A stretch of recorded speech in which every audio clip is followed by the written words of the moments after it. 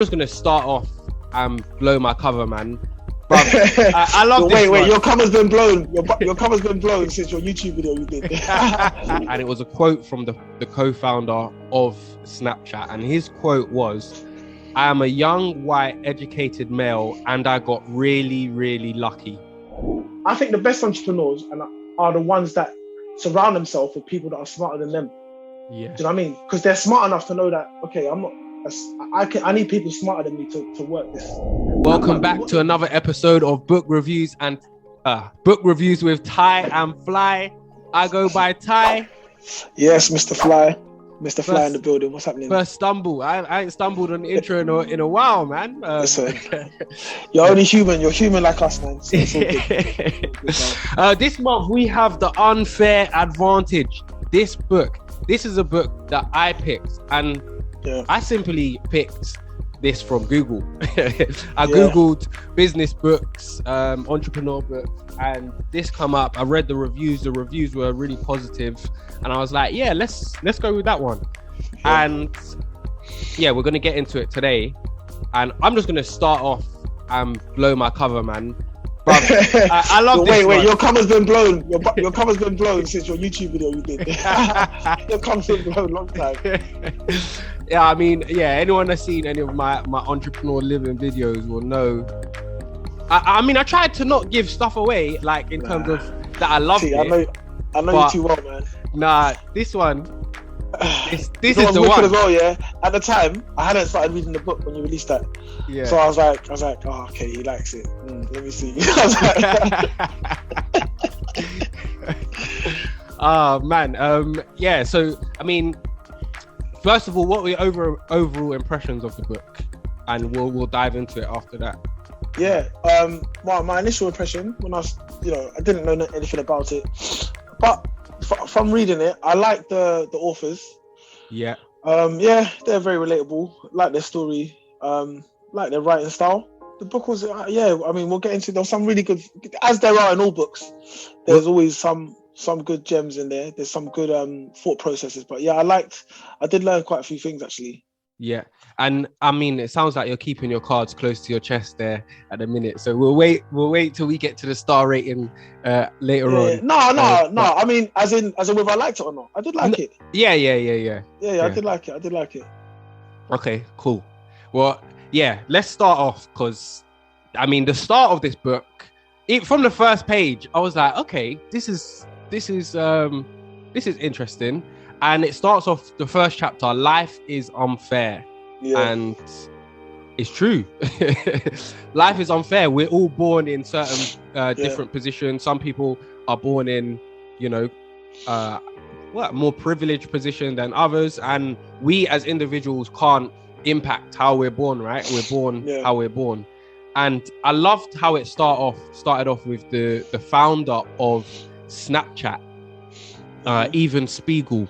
Yeah. They started off the chapter with a quote, and it was a quote from the co-founder of Snapchat, and his quote was, "I am a young, white, educated male, and I got really, really lucky."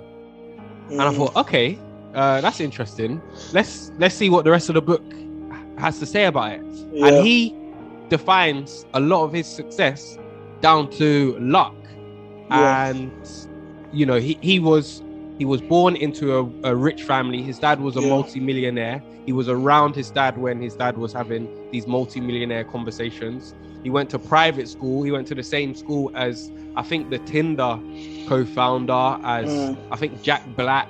There were a few other famous people who he went to the same school as. And while he was growing Snapchat, he had certain connections because of his dad.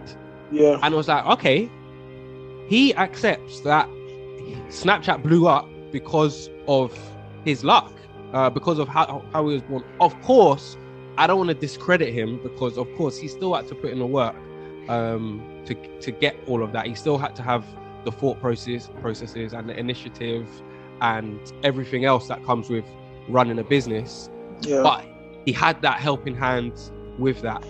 And the book talks a lot about, using our unfair advantages, because all of us have unfair advantages, whether we think it or not. and I liked how it kicked off with that with that story. No, I think with the book kind of describes it's unfair, like the way he's referring to luck is the way the book would refer to it as it did refer to it as his unfair advantage, you know, and those were his set of circumstances, and that was his unfair advantage, that with him, obviously, like he put it, you know, white male, educated, rich family, loads of connections, but I guess he used those advantages to build Snapchat and to make Snapchat as successful as it is, because, you know, it's not a one size fits all. It's not like 2 + 2 = 4. There's so many other people that are in that situation that are rich, from a rich family, you know, very, very highly educated, and they're not, you know, there's a lot of, you know, it doesn't mean that you're not guaranteed. There's no guarantees. What I'm trying to say, it doesn't guarantee. Maybe you're more likely you could leverage those advantages. You've got certain advantages, and you might be able to speak with people. It's easier to make a phone call or an email or get a referral or something like that. But at the same time, there's no guarantees that just because you're this and you're a male and you're white and you go to the school and your dad's rich and all that you're going to be a success. And as obviously we'll get into it later down the line, as with these tech startups where they call it like a unicorn, like it doesn't mean that, and a unicorn I think is a company that grosses over 1 billion, was worth more than 1 billion. So it doesn't mean that just because of all those factors we just spoke about, you're gonna have a company that's gonna be recognized as a unicorn, you know. So it's how you leverage that. It's how you leverage that unfair advantage. Exactly. I think that's the key point. Leveraging the unfair advantage, whatever it is, leveraging it. I mean, we'll come on to that as well. But the authors, Ash, Ali, and Hassan Kubba, they both leverage their unfair advantages. And like you said at the start, they were very, very relatable. And I liked that about their stories. Ash grew up in a poor. I mean, both of them grew up relatively poor. I think Ash grew up with a family in Birmingham, and didn't go to private school. In fact, he dropped out of school, and then but he was really interested in reading and learning self-improvement books, and then he taught himself to code websites and code everything. And his family actually mocked him. You know, they were like, you know, he was up in the attic and they're like, oh, Ash, you're spending all this time doing that. Get a real job, you know. And in fact, I think even on his birthday, they got him a birthday card that said .com millionaire as banter to be like, you're going to be a .com millionaire. Like, here you are. But they didn't believe it. It was just banter. And one of the things I love about that was he let that hate fuel him. Would you call it hate though? Would you call it hate? I wouldn't call it hate. No, hate is the wrong word because it's family, isn't it? They don't want him to fail. But they didn't believe in him. So it's not hate. They will of course want him to succeed, but they didn't believe that what he was doing was logical. And he learned to code right at the perfect timing when websites started to become a thing. He then .com. He then helped he got his friend's shoe business, his friend's father's shoe business, created a website for them and partnered with them, and that shoe business went on to be majorly successful. He then got that they got business awards for that. He then got poached by companies in London, and then they got made redundant because of the .com crash. And then he got lucky where the Just Eat founders poached him again.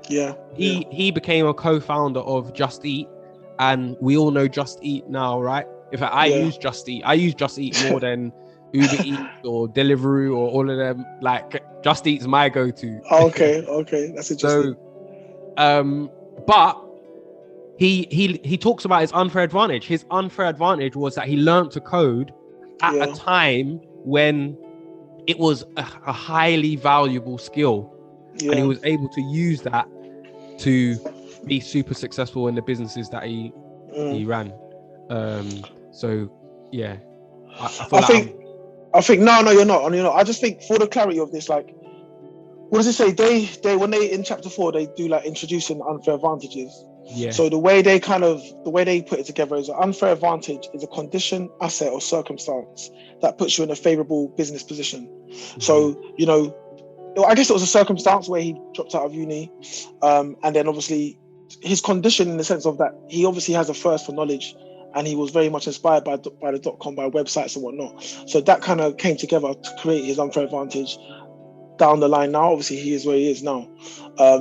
So it doesn't, and it's all relative to the individual. I mean, I get the concept of the unfair advantage, but I kind of felt as though like that in some situations, I'm trying to think of an example now, but in some circumstances, it's kind of reaching a little bit to try and make it seem like it's an unfair advantage. I think it's still an advantage. Like I would say, for example, going back to the Even Spiegel, that is, and even the word unfair makes it sound a bit negative. But I think they've done that to kind of get your attention, right? But the unfair advantage of Even Spiegel was all the things we spoke about prior. Now, I don't know if, I mean, that was down to what he's saying, luck and XYZ. But with Ash, it seems as though, I mean, his unfair advantage with me would be the fact that he was maybe born in England and he was raised in England, which is kind of like, it's not a war-torn country and XYZ. I wouldn't necessarily say those, his first knowledge and the .com era thing was a bit of an unfair advantage. It was, but I don't know if I'm making sense. But basically what I'm trying to say is that I don't think everything they classified as an unfair advantage is an unfair advantage. You get what I'm saying? Yeah. I think some of it is just, there are unfair advantages and there aren't, and I don't think everything fits into that bracket of an unfair advantage just because of those things. Yeah, I guess the word unfair is throwing you off. In a way, because I think it's an advantage. Yeah. But is it an unfair advantage? Because it's definitely an advantage that he knew how to code and happened to know how to code and build websites at a time when this was booming. Is it unfair? He actually. So I mean, all right, exactly. So that's a good point. Yeah. So he put in the work. He put in the work to get there. He learned it. Is it unfair that he? Gray area. Is it unfair? Yeah. But it's definitely an advantage, right? Yeah. That he leveraged off. Yeah. So if we just touch on one other example there, because they talk about Opra. Yes. And Opra, they say her unfair advantage was that she was born poor and in poverty, and unfair. Is that unfair to grow up poor? No, because there are so many people that grow up poor and don't become multi-billionaires like Oprah is. So I think the word unfair spoils some people's thought processes. I think the message for me was leveraging anything situation that you're in, leverage that. Yeah. Like I get it. Like I think again with Oprah, it was and I didn't even know as much. I didn't really know that much about Oprah's life. Obviously, they went into it very deep. They did a deep dive into it. The fact of her having to kind of speak every week at the church and stuff like that, which developed her skills, shall we say, to what she's doing now. But yeah, man, I don't know. I mean, I don't know. The word unfair does throw me off a little bit, but the topics that they spoke about were good. I just don't know if I would classify that as an unfair advantage, but I don't want to stick on this point for too much. Let's touch on Hassan. I don't know if you want to go on to Hassan. You know what? From what I remember from Hassan, because I actually took notes on Ash. I didn't take that many notes on Hassan, but I know he wasn't born in the UK. He was born in Iraq, in Baghdad. He moved here when he was 3 years old. Again, grew up in poverty. And he actually didn't see himself as entrepreneurial at all. He was an introvert. He was, by the sounds of it, he was shy. He was, he wasn't entrepreneurial at all. And then he was working, whatever job he was working, and he realized that, in fact, I think I've skipped a part, but anyway, he was working, and then he signed up to one of them courses, a business course. And you know, when you see these business ads and they're like, yeah, pay £2,000 to change your life, blah, blah, blah, blah. Anyway, he signed up to one of them and that taught him a lot, but he still didn't have the confidence to then go and set up a business. But what he did was he worked in a company and he realized, actually, I'm showing up every single day to work for this company, even though I don't enjoy it. Why can't I do that for myself and whatever it is that I want to achieve? And this is where he start to learn about my favorite word, accountability. Yeah. Oh, that's okay. That's I thought you were going to say something else, because I know you've got another favorite, but we'll go there later. All right, cool. Yeah, accountability. He got an accountability partner, quit his job, and they, kept each other accountable for their business goals. And he started to learn about SEO, which is search engine optimization, which is increasing your Google ranking. And then he was learning more and more about that. Then he started his business to help companies grow on Google. And then he managed to set up a company around it to bring himself passive income. He was no longer in the business. He was just generating income. Yeah. And this is someone who didn't consider themselves entrepreneurial at all. They used their luck, which we'll come on to later on. It was luck that he saw the advert that he then signed up to.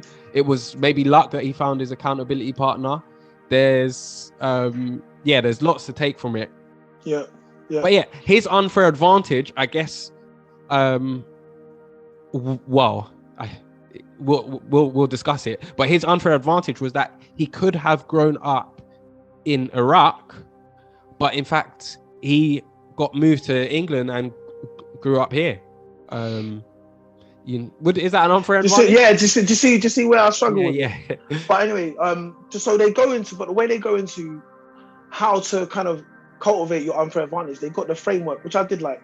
Yeah. The Miles framework. Yes. And the Miles framework, so it's an acronym. Is it an acronym?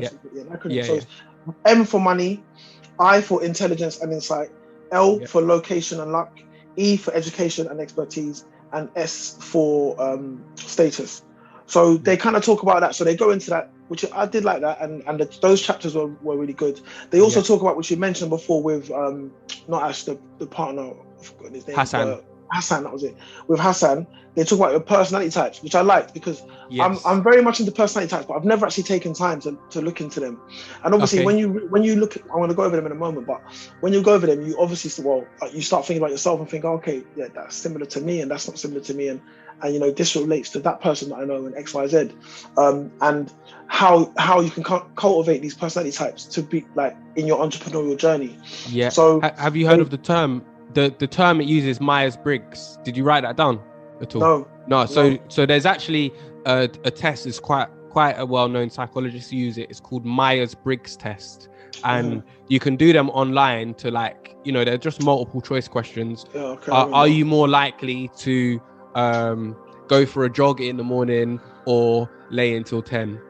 And then questions kind of like that. Anyway, so in fact, what I'll do is I'll try and put that link in the description box. I'll try and find a Myers-Briggs personality test, or just Google it. But because anyway, they're good. And anyway, sorry to cut you. Yeah, no, it's fine. Even I remember I did something similar to that when I was younger. So my mum's a careers advisor.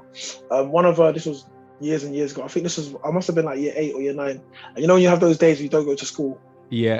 And I'll never forget this year. Because for me, I never had, like some people when they grow up and they're like, oh, I want to be this and I want to be that and I want to do this. I never had that in primary school, secondary school. I never used to know like what I want to be. And I used to be like, oh man, like, why don't I know what I want to be? Like I want to be a footballer. I want to be a teacher. I want to be a doctor. One of my friends, he wanted to be the first man on Mars. Like, you know what I mean? People, these conversations you have.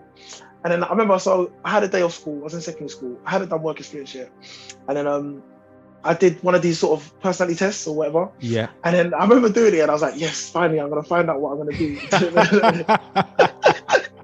you know what it came up with? It came up with florist. It said florist. Bro, I was like, I looked at it again. I said, nah, I just wrote that off. I said, florist? I've got hay fever. I was like, nah. But anyway, when you say that now, it just reminded me of that, man. And every so often, I remember exactly, that was in Hammersmith. She used to work in Hammersmith. Oh, man. Anyway, I digress. So it talks about your personality types. And so the personality types are openness, how open you are to new experiences and how imaginative you are. Conscientiousness, how organized, self-disciplined and goal-orientated you are. Extroversion, how much you enjoy spending time around other people. Agreeableness, how friendly, compassionate and cooperative you are. And neuroticism, how prone you are to worry or have anxiety or stress.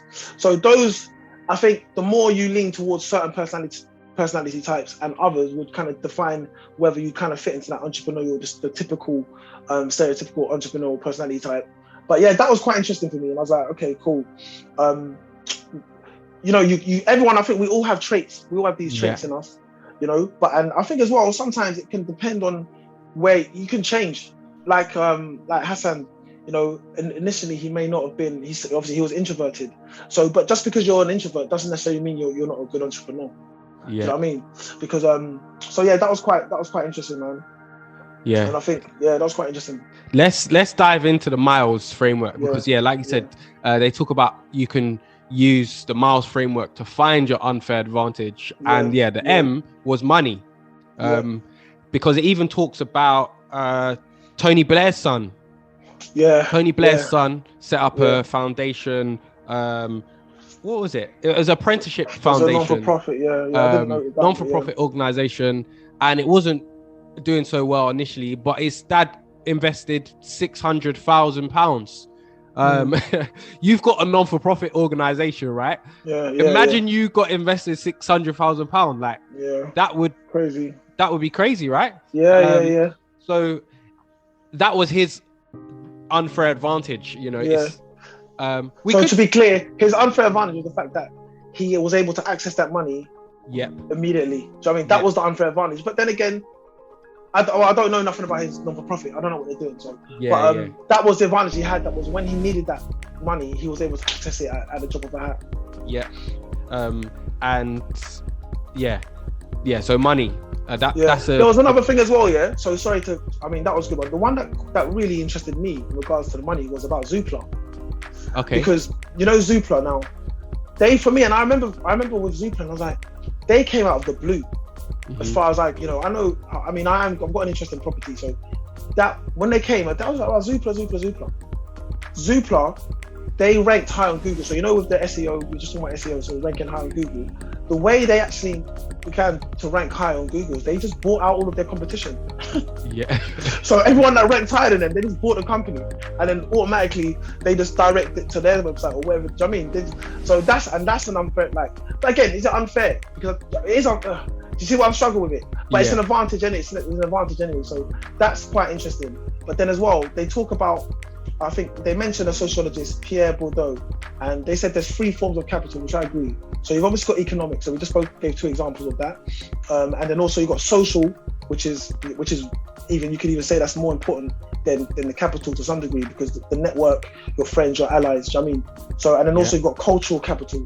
So that's things that you can get respect and prestige for. So as well as just money, as in hard cash, you can also have other types of money, because you can access money, So for example, with the Tony Blair son, he didn't have the 600,000 himself, but because of his network, obviously it's his dad, but he was still able to pick up the phone, and maybe his dad didn't even use his own money. Maybe his dad made another phone call or whatnot. Do you see what I mean? So then you've got your cultural capital. Do you know what I mean? So how you are kind of perceived, and we'll go into status a little bit later, but that was quite interesting to me in regards to that, and how you manage your money. It speaks about, I don't want to go too much in the book, but runways and burn rates.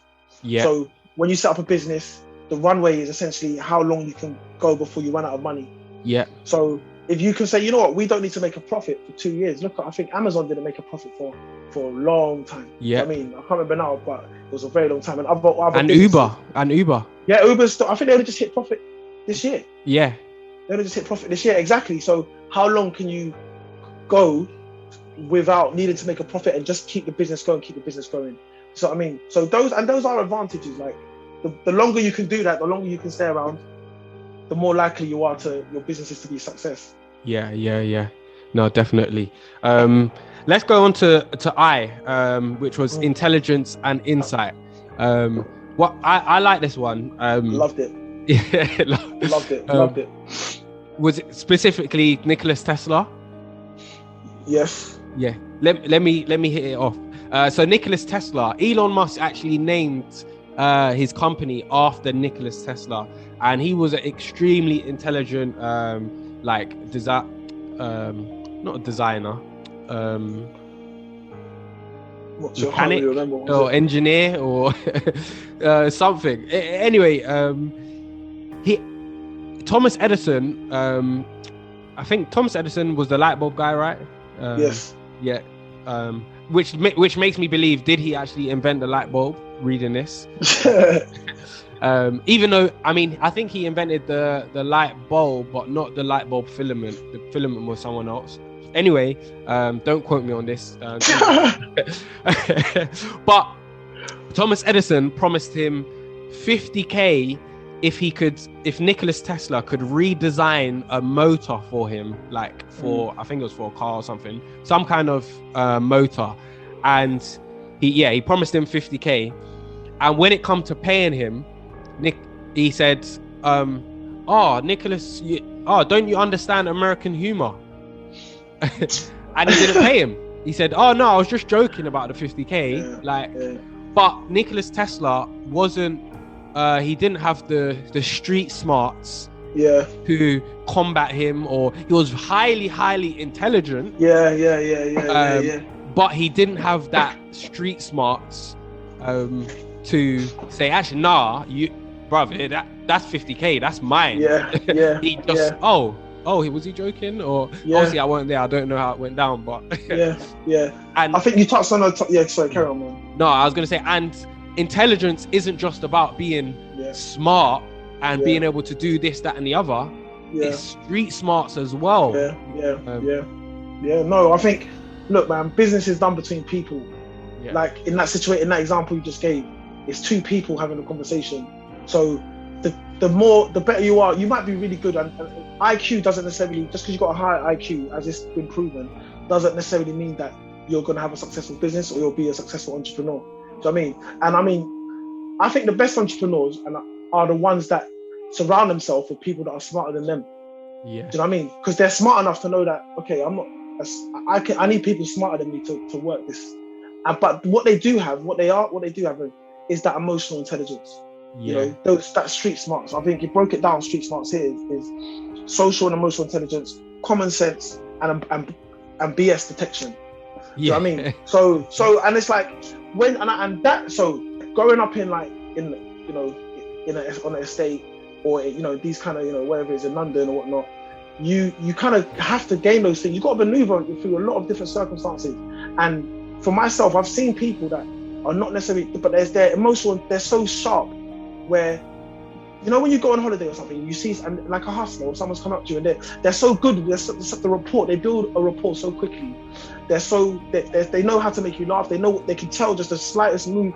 You see what I mean? Those kind of people are the ones that will get far. And even I remember prior, when I was working with one of the jobs I was doing, when I was working at, I won't say because they might know, but someone that I used to work with was so bad at his job.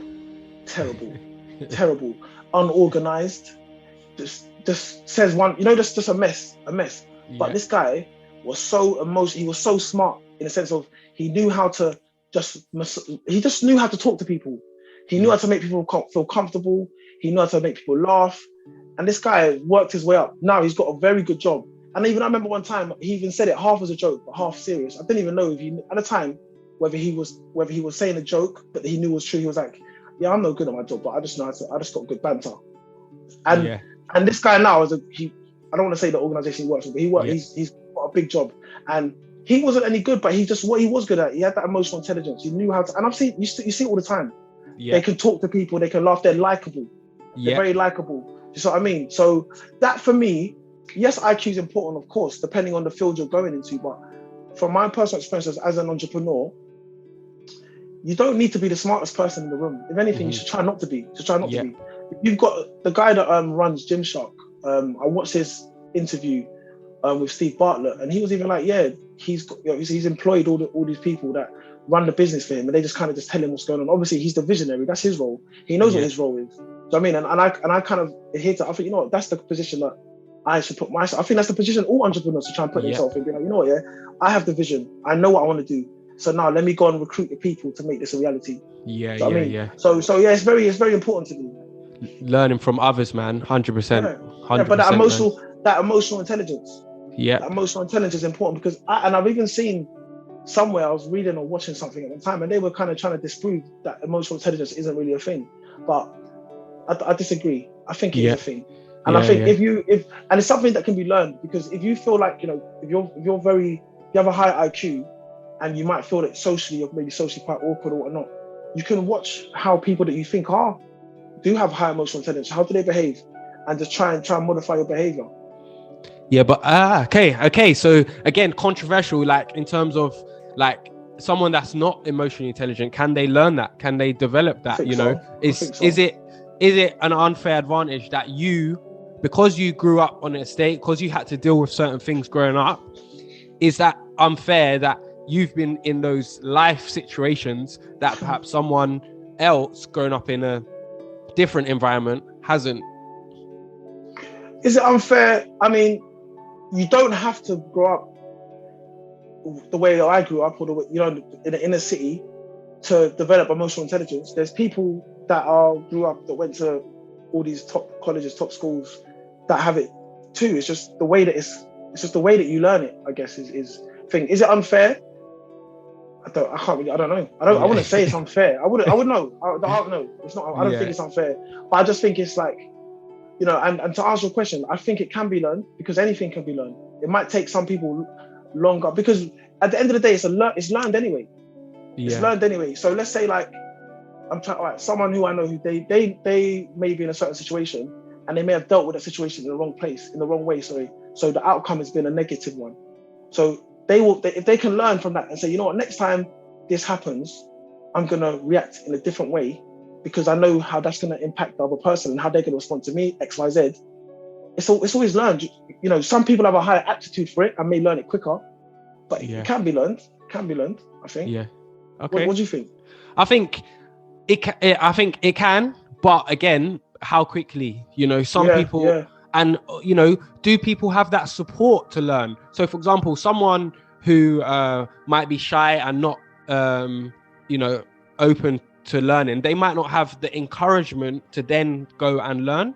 So, again, that's not beneficial for them, right? Yeah, but I think that goes for everything, though. You know, learning to drive.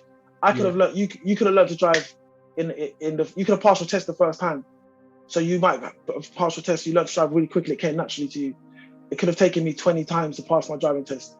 So it's just, and obviously that's, like I said, people have a natural aptitude to certain things. Yeah. You know, obviously with anything, I'll give 100 examples here, but the driving one's good enough. So I mean, so it's like, you can learn it. It might take you longer. It might be more uncomfortable or harder for you to learn it, but it can be learned. Okay.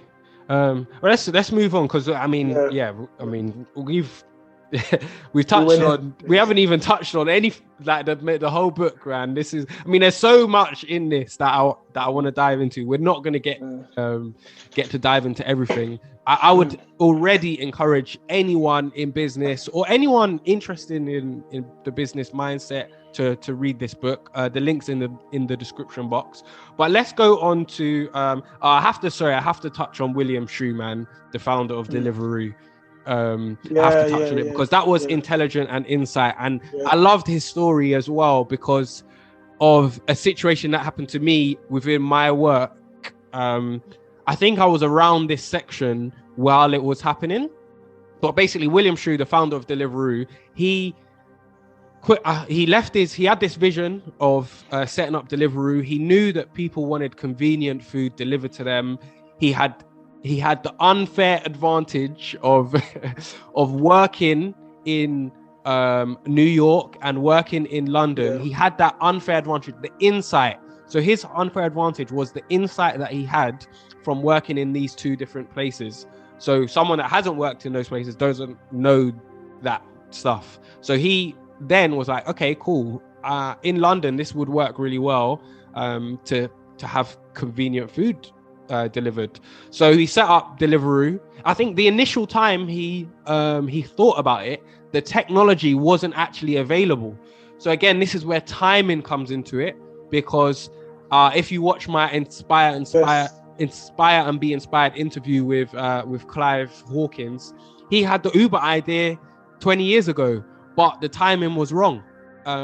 If he had set it up now, he might have had, I mean, hindsight is great, but anyway, William Shue had the idea 10 years ago, but he waited for the right timing to launch it. And then the thing that I love the most about his story was that he got on his bike and was a delivery driver for 9 months. He got on his bike and was working as if he was working. He come from the city, big baller, big earner. He's now gone down to be a cyclist, essentially, every day delivering.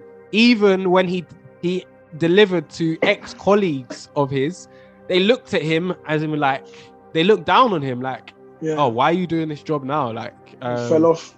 He fell off, but they didn't know what he was doing. He kept it low key, and I just love the fact that he took away his ego and got in the trenches and went and did the job role. And this reminded me, because with my company, one of the services my business does is corporate chair massage. I used to do this.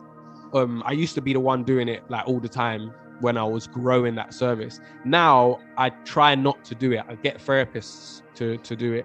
And when one of my therapists couldn't do a day, she sadly had a family situation and had to let me down last minute, and I had to go and cover. I was initially very frustrated with it, but it actually was like, while I'm reading this, I might learn something new about the processes of actually doing the work. And I did on the day. I was like, okay, I probably need to change this. So it was just a great reminder. And it was like, in business, man, you have to take away the ego. You have to get down into the nitty gritty and learn.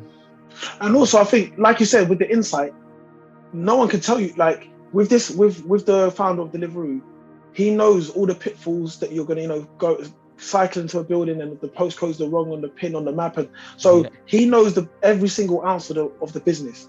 So no one can come in and say to him something about his business that he doesn't know. And again, to take that step from being in the city to believing in your dream or the business you're trying to create so much that you say, I'm gonna now do something that people might look down on and want and do it. That's amazing. And look at it now. I think they just IPO'd recently as well. So that's big, man. You just got to respect that. And those are the traits that I just admire so much in business. There was something as well. This one thing I did like about this book, I feel like it took a bit of pressure off for me personally, because it mentioned, so I'm very much from that kind of that school of like Eric Thomas, that grind, that beast mode, which is, but in the book, I forgot the way they put it, but it's kind of like, because of the unfair advantages, sometimes you could be grinding and maybe not have that luck or that unfair advantage, that it's not gonna pop for you in the same way that it popped for somebody else, or it's gonna, your journey is different, essentially. But then it spoke about like things like the outliers, which was really interesting.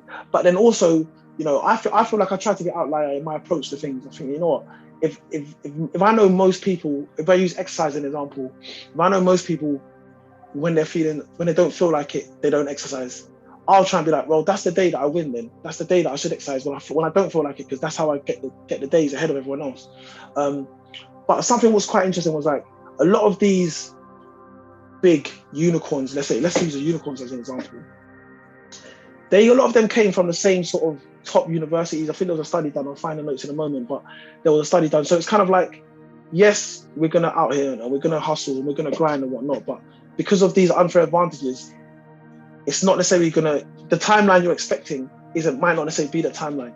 It might be a different timeline. Do you know what I mean? And I think that that kind of message can become toxic to some degree, because you kind of look inwards, isn't it? Obviously, and you look and you think, oh, what am I doing wrong? Like, oh, I need to sleep less, I need to grind more, I need to make more phone calls, I need to do whatever it might be that's related to your business. You know what I mean? So it's like, it kind of allowed me to maybe take a step back and be like, okay, cool.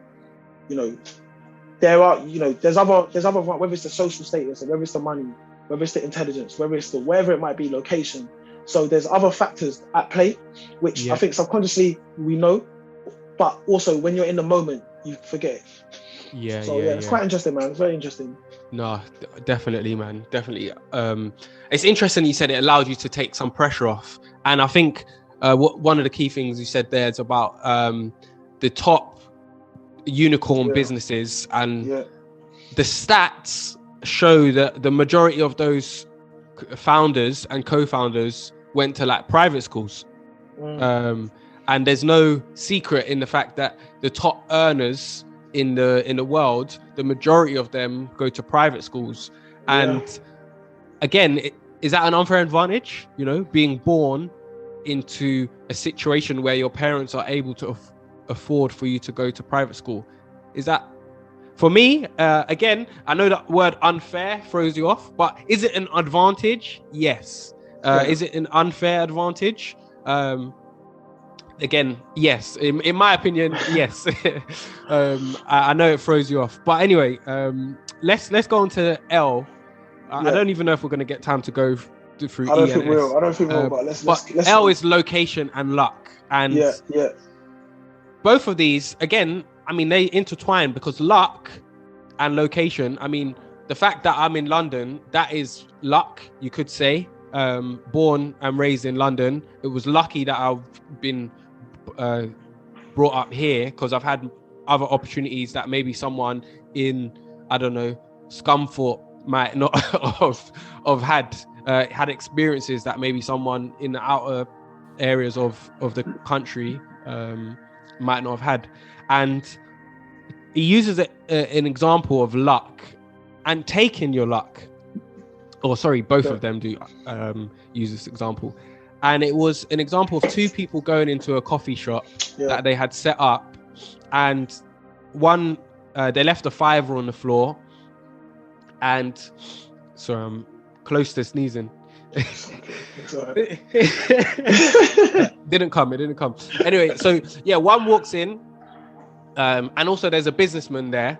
One walks in, doesn't see the $5, and sits down near the businessman and doesn't say nothing, and then goes about their day. The other one, a bit more optimistic in life. Yeah. They see the $5. Oh, wicked! Found the $5. They see the businessman. They start chatting to the businessman. Then now the businessman is hooking them up with some connections or whatever. And it's like they both had that exact same situation. One took advantage of it. One didn't. Is that luck? One took advantage of the luck. One didn't.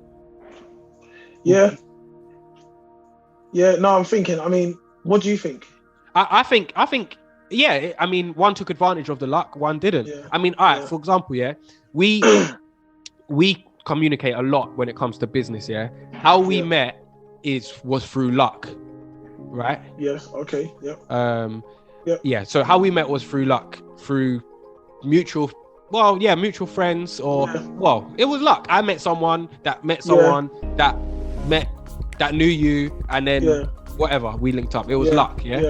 But we've benefited off of each other and our businesses, but we've capitalized on that luck. The fact that we've met each other, luckily, we've grown that friendship, we've grown that relationship. Do you get what I mean? Yeah. And I think luck plays a big role in everything, but it's taken advantage of it. I think luck is hard to define. Yeah, it is hard. I know, and then also, I believe you make your own luck. So but the luck, I would say, like you said before, I don't want to kind of repeat, but it was lucky circumstance. We could have been born in war.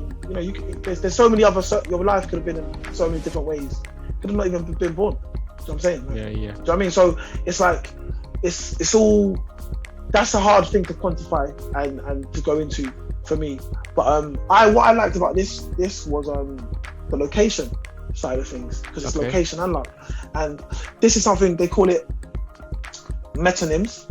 So it's just like, it's when a name becomes the name of the place becomes the name for the whole industry. So like Savile Row with Suits, and obviously Silicon Valley, Harley Street. You know, when I say those things, you know what I'm talking about. You know what I mean? But it's just the name of a place. So that was quite cool. And this was something that I'd heard before. I don't know, maybe I've even spoken about it before on this channel. But it's like, if you open a restaurant on a motorway, and it's just one restaurant, and there's nothing else around, you know, and it's the only restaurant in that area, your business isn't going to do that as well as if you was on the same motorway, on the edge of the same motorway, but there was other restaurants around. Because now that place becomes the spot to go to eat. So all the businesses in that area, it's like Chinatown, for example. You know, Chinatown, you want Chinese food, you want to have the experience, you go to Chinatown. So I mean, so that actually does better. And so it's like, as a business owner or someone who's thinking to set up a restaurant, you can think, well, look, Chinatown, if you use that as an example, is too busy. There's too much competition, X, Y, Z. We should open it here because there's no other Chinese restaurants in this radius. So we'll be the go-to place for Chinese food. It's arguable that your business won't do as well as if you was in that location, because that's where people go. Mm-hmm. That's where they go to. So that was, and as well, you get, I think they call it like a knowledge spillover, because, you know, you say that same Chinese restaurant, you know, you might look and see, oh, look how they're marketing their restaurant. They're busy. Do you know what I mean? Oh, they got people out flying at the stations. Right, we should maybe do that, or go and check out their recipes, not recipe, their menu. Sorry. So you get, and as well, you make connections, and you know, you're in the vibe. You know, they spoke about on the last chapter about Canva. Yeah. Listen, man, you got to go to the location. You got to go to where it is. Like, if you're in this, you've got to go to the heartbeat of that industry you're in. If you're lucky, if your industry is lucky enough to have one. This book was quite tech heavy, I think. Like, in regards to the startups. So I feel like if you were trying to start up a startup, if you were trying to build a startup, this is a good book. And as well, it spoke about like Silicon Valley, because you go there, that's where everybody is. So you can meet people. Oh, you know, and again, this is the luck part of it now. Because let's say you're in Silicon Valley, you're in a cafe having a tea or coffee or whatever you might have, and then you just end up talking to someone next to you before you know, oh, this person's an investor, looking da-da-da. And then you say, oh, that's lucky, man. Like, right, imagine I was just sitting here like and having my breakfast and then end up speaking to this person about this. But you made the decision to go to Silicon Valley for this example. Yeah. So this is that's again what I say, kind of, someone would say, oh, that person's lucky. I wouldn't necessarily say that. I would say they kind of manifested their own luck, because they must have to leave home and set themselves up, you know. And then even finally, just the last thing on the location, obviously, if you watch Dragons Den, I used to watch it, I don't really watch it anymore, but before, James Caan, I remember him. And I remember he used to speak about, and he did write about it in the book as well, that he, for the location, he got like a box from office in the city, because in Mayfair. In Mayfair, thank you, yeah, in Mayfair, because he knew that the postcode alone would make people take him a little bit more serious. You see what I mean? So even I remember when one of my businesses I did prior, it wasn't really, it was the right idea, but it was the wrong execution, because it was irrelevant for the business. I had a mailbox, etc., where you can get a mailbox somewhere in South Kensington to kind of put off that prestige that we had an office in. So that's where our mail went and stuff like that. So these kind of things, you want to put yourself in those sort of areas. Again, for the prestige, that's going to go into the status a little bit later. But yeah, the location was very interesting to me. Yeah. I mean, I like the way you put that. I'm not even going to touch on it because you said everything. And I'm looking at the time thinking, damn, there's so much. But E was education and S was status. And there's, let's just dive into status. Yeah, thank you. And then we'll go on to our difficulty and star rating. But status, I thought was interesting, you know, using your status to grow your business. And the example it talks about is Kylie Jenner. Yes. Because she's become one of, I think, the youngest billionaire, or I think the youngest billionaire. No, self-made. Oh, yes. This is what I wanted to touch on. Yeah. I don't know if we got long enough, you know. I don't know if we got long enough. We ain't got long enough, but let's just touch on self-made, and just say the term self-made. What do you think of it? The term self-made millionaire. I can't relate that to Kylie Jenner. You know, no. They spoke about with financing your own business, about bootstrapping. And I just can't relate it to her. I mean, that was what I'd call an unfair advantage. Yeah, like bootstrapping, just for the viewers, is essentially when you don't have any investors, you don't have any kind of leg up or like real help, and you just kind of grow your business not on your own, but like just grow it naturally without any. The money that comes in, you put back into the business. Yeah, exactly. The money that comes in, you reinvest. Kind of like what we do with our businesses. The money that you earn, reinvest. And in fact, I like that term, bootstrapping, because it was like, this is me. This is what I do in my business. This is how I'm growing. And it's almost seemed that at the time of it almost gives me that sense of pride that I haven't had to, get some large investors and I've doing it on my own. Again, it's not on my own. The term self-made, I just think it's an ego thing. If I become a millionaire, when I become a millionaire, I don't think I'm going to say it's self-made, because everything along my business journey, I've got advice from someone, I've got support from someone, I've got staff that help me grow the business. Yeah. I'm the center, I'm the one taking all the action with the vision, but is it self-made? I don't know. The term, I feel, is a slight ego thing. I think it depends on what you're talking about, and when you say self-made. Yeah. I mean, if we look at Love and Life, I could see, I'd agree with you. And if I look at my organization, I'd agree with that. But then, in regards to the person that you kind of to what we spoke about earlier, within like being able to that emotional intelligence and whatnot. So self-made in the sense of like you developed yourself to become the kind of person that people want to invest their time in, invest their money in. They want to trust. They want to work with your company. All those kind of things. You made that decision to kind of be that type of person and take what comes with it. So I wouldn't really use it in the phrase of, I wouldn't say FFLY thief is self-made. That's not true. Like, I can't. It's not true. But I would say that I kind of developed myself using the resources around me to make myself the kind of person that is able to do what we're doing and work with people around me. But I get what you mean, and I think more time that was the person's motivation why they would say they're self-made, but I wouldn't use that to relate to myself. I wouldn't say that about myself. Yeah. Okay. But it's more a term. Sorry, last thing. It's more a term that other people put on people. Like, rarely do I hear, like, with the whole Kylie Jenner thing, people say I don't know if she's referred to herself as self-made. Do you know what I'm saying? Yeah. So it's more a term that people put in. Last thing quickly, because it's important. The status. No, it is. Just the inner and outer status. Yeah. So with the status chapter, it says status is your perceived ability to add value. So that's outer. Someone might see you, Tyler, somewhere and be like, I want to take a picture of him because that's Tyler. And if I stand next to him, it makes me look good, and it makes people think that it adds value to my business or to whatever I'm trying to do. Do you understand? Yeah. So, and that goes all the way from wherever to however high. But then what was more interesting, or what's more important, is your inner status, the way you see yourself, so your self-esteem. Because regardless of, you hear about all the time, people highly successful get into depression and they've got very low self-worth, very low self-esteem. So you need to find ways to develop your inner status, more important than your outer status, because outer status can be faked as well. Yeah. And as well, people buy into that. But that was, they spoke there was a few good things in this book about burnout and about the mental health of business owners that I haven't actually come across, which I thought was good. So I'll leave it there. Yeah.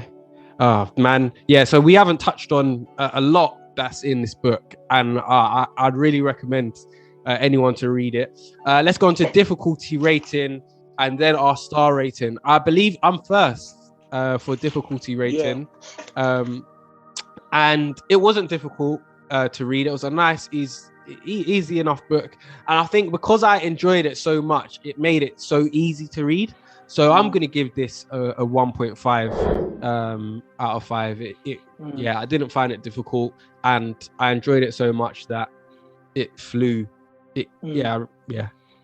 What are you saying? I think for me, it wasn't difficult at all, to be fair. I think I read this book in 12 or 13 days. So it wasn't hard. It wasn't hard to read. I think the book, if you're someone who's at the beginning of your journey, it's a good book to read.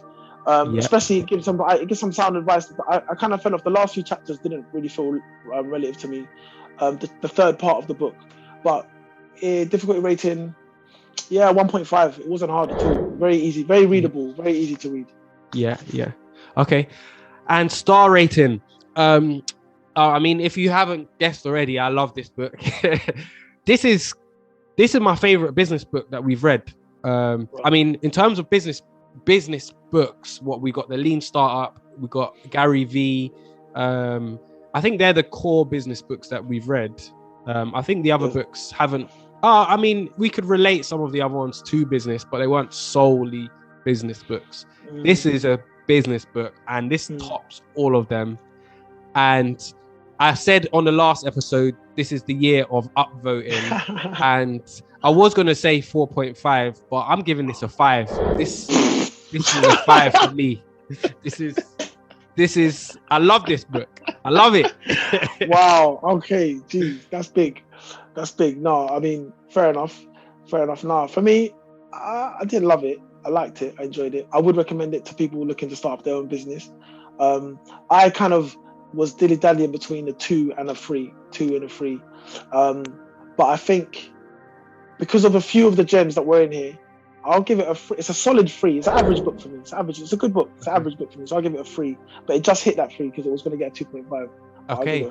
This is the biggest gap, I think, or one of the biggest gaps. Okay, interesting. Listen, bruv, don't listen to Chris. This is a 5. Yeah? This is a 5. Yeah. So get this book if you're starting a business. If you want to learn, go on.